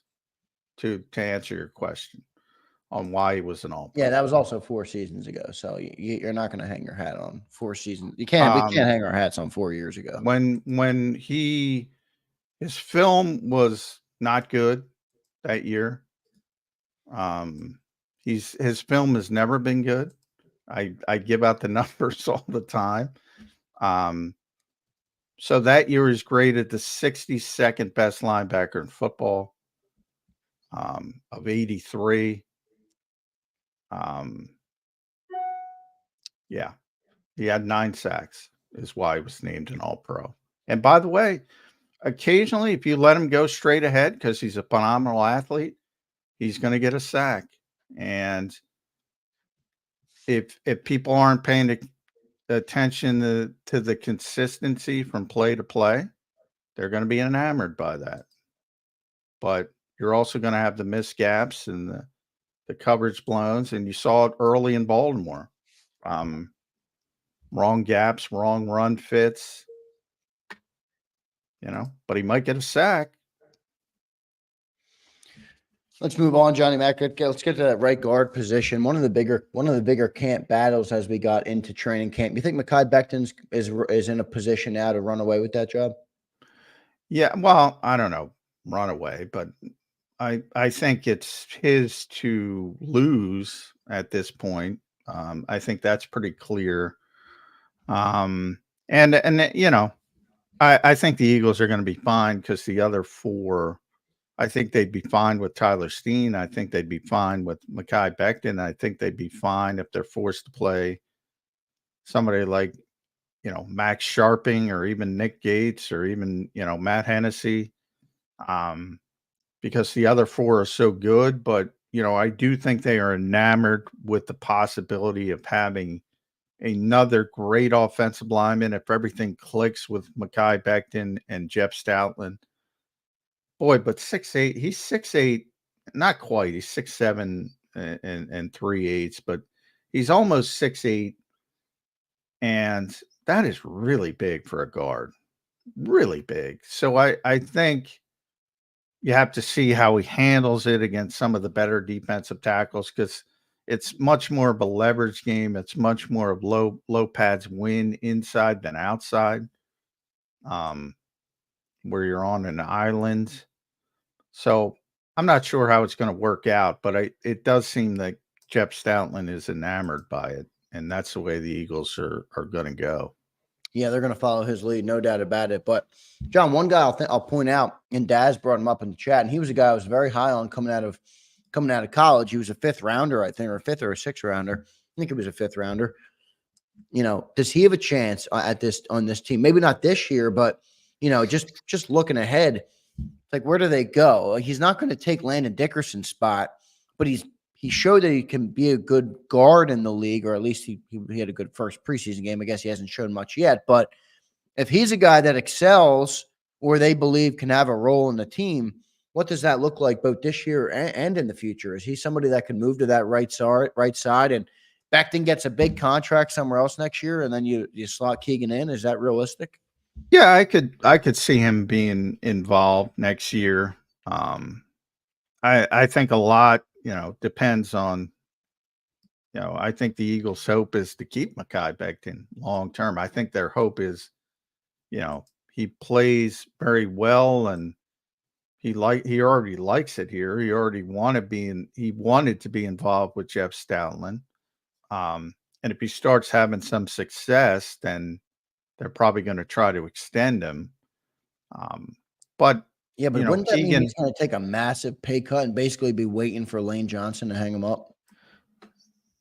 Yeah, yes and no. I mean, not massive. I mean, the Eagles will be willing to pay, and they typically are if he succeeds. And it's not that he's had a pretty bad situation in the past, so he's very tuned into good situation versus bad situation. Now, ultimately, I don't know Mekhi that well personally. I've talked to him like 3 times. I mean, most players default to who's going to give them the most money, but not all. And if he plays well and somebody's willing to turn him into a left tackle again and pay him over $10 million, yeah, he's probably going to leave. But you never say never if he starts having success and things like that. But long term, yeah, I think Keegan has shown enough to where you say, and it's not, to me, the left-right thing is not a big deal. He played extensively at Michigan at one position, but he can play any of the interior positions, even center. So I'm not worried about move from right to left. And obviously, to be a starter, he's going to have to move to right guard with Landon Dickerson here. But he can do that. That's not a problem. And if he were the starter in 2025, it wouldn't surprise me at all, to be honest.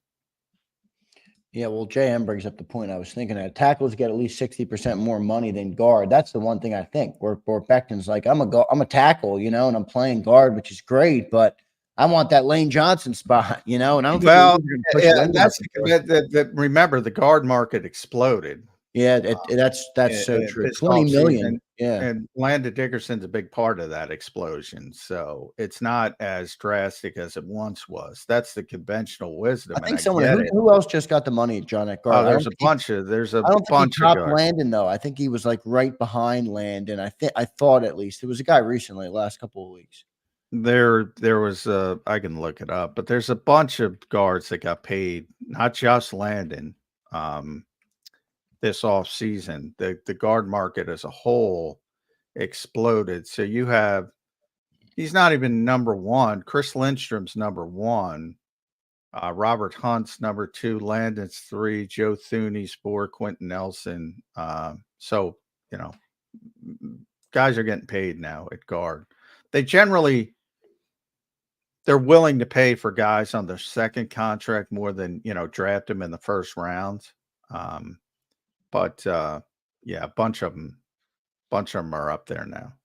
Yeah, good point. Definitely a big jump for the guards, and Landon was a big part of that. So we'll see what ends up happening with those guys. I like Trevor Keegan, so we'll see what he can be. But it does seem like Becton, it's his job to lose at this point. What will that make Steen, John? Just a swing tackle, a backup guard? What do you think? Steen Yeah, I mean, I've always said Tyler seemed more comfortable when he was a rookie. He played tackle exclusively in college, both at Vanderbilt and Alabama, and he just seemed more comfortable there. But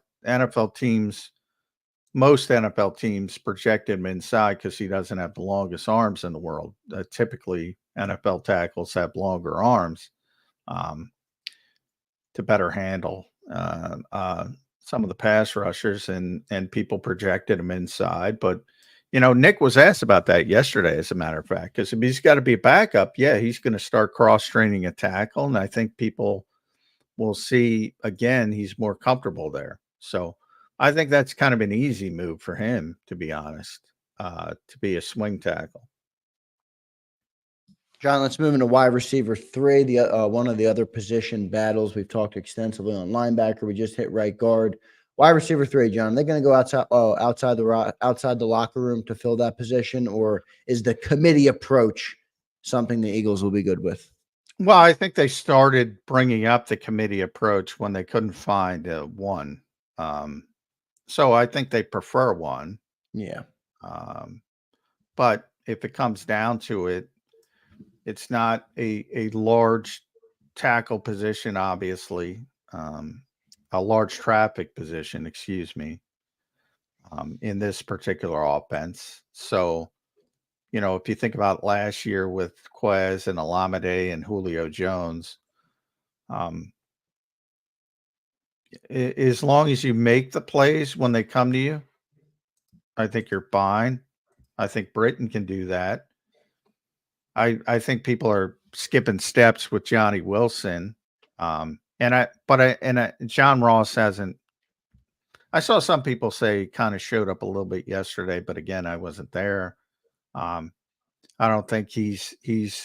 Look at the Baltimore game. None of them, other than Covey, were impressive.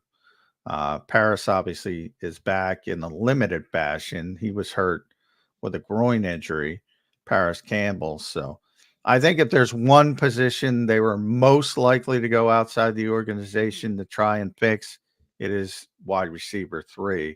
Not only because of it's more about finding a competent backup, honestly, for AJ and Devontae than it is for the actual production at wide receiver 3. And I think they will try to go outside the organization and try to find a better alternative. Is there anybody out there right now at that position? I think who I just saw that just got cut, was it Juju Smith-Schuster? Yeah, Juju. I wouldn't go down that route, but I wouldn't either. I'm just saying who is out there on the market right now. Well, there's what colleges keep just churning out receivers. That's what it is, baby. College football is made That's for the all college offense now. football is. I know, it really is.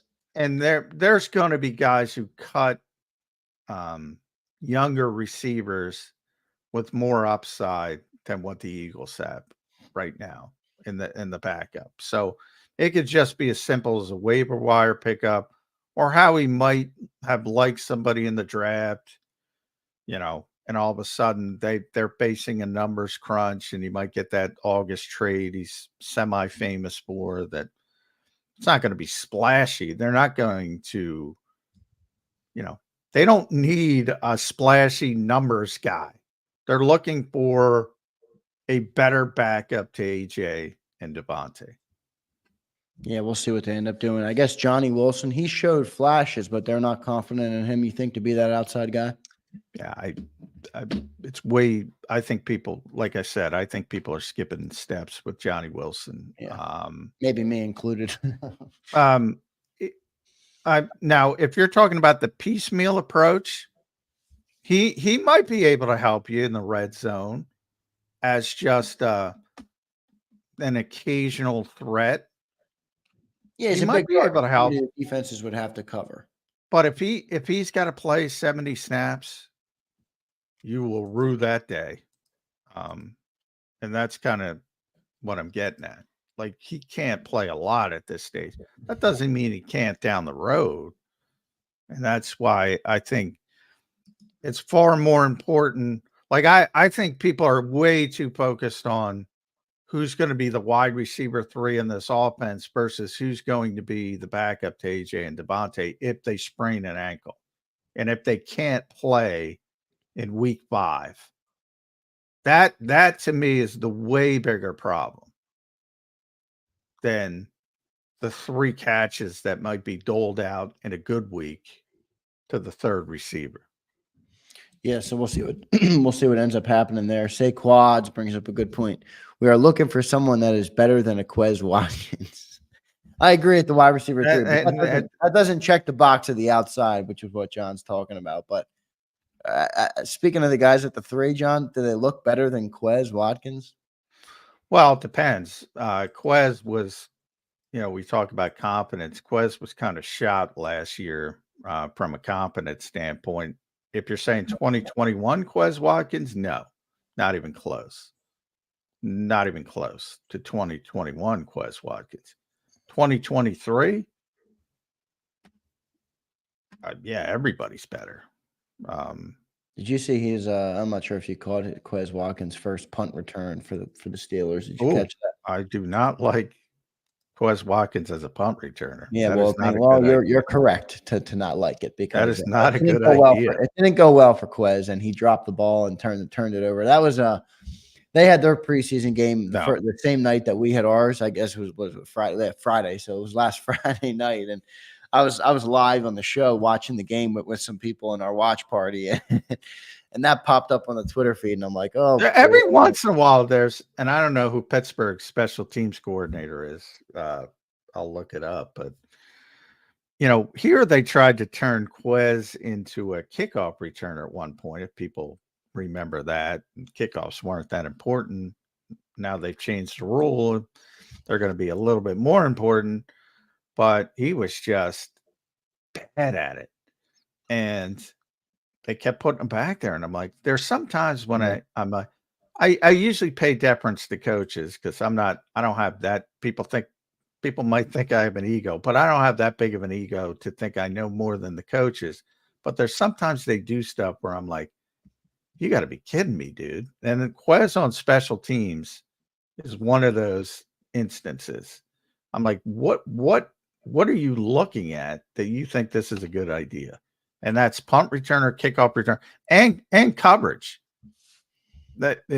For people who've been down to practice, they have these tackling drills occasionally with the big circle pad, and where you just run at it.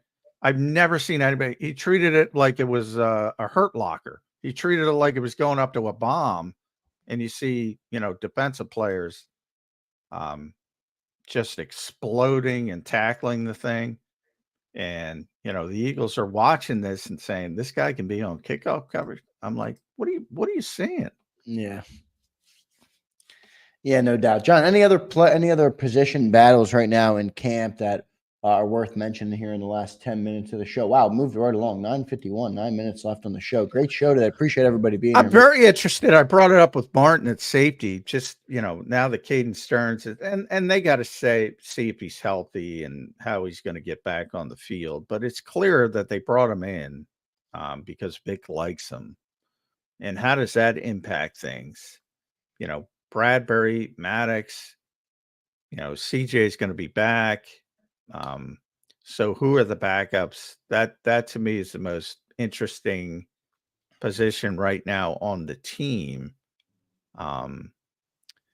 We've talked a lot about linebacker, but linebacker's concrete. You know who's here. You just Well, real quick, back to safety. John, do you have any concern on Gardner Johnson right now? I know you said the injury is not bad and none of them do, but he missed a lot of games in the last 2 years, and now he's injured again, half a camp here.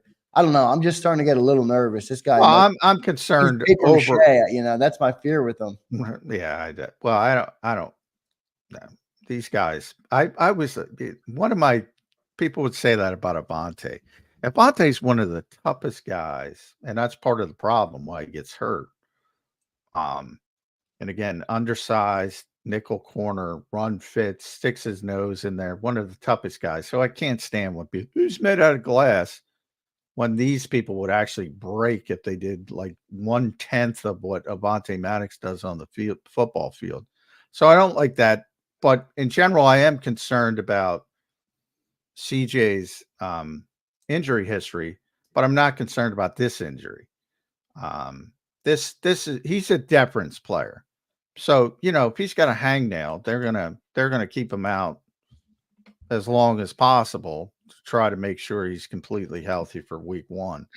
I was told day 1 when he banged up his shoulder. And by the way, the play he banged up his shoulder was a 1-on-1 with Dallas Goedert where he made a great play. And after the play, he was celebrating and being CJ Gardner Johnson and screaming at the top of his lungs. He didn't even look hurt on the play. So ultimately, it wasn't serious. I was told day 1 it wasn't serious. They're just being very, very cautious with him. And he's been out there every day, whether he's trash talking poor Anais Smith, bringing the same energy. He's not hurt long term. They're just being very, very cautious with him. Doesn't mean his injury history isn't his injury history. I'm just saying this injury is not a concern. If I'm Anais Smith, John, you know what I'm saying? Back to Gardner Johnson. I might not be making any plays out here, but at least I'm out here. There you go. He's probably thinking about that. Anais, clap back at him. Well, Anais probably went back to his hotel room and said, "Damn, I should have said that." But if it doesn't come to you in the moment, doesn't matter. He's lost his confidence, Zander. The funny thing about that is that I don't say that as a shot at CJ Gardner Johnson. People that chirp like Gardner Johnson does, and I know because I grew up with somebody in my household. Chirpers. That's a chirper. Many of my siblings are very much so chirpers.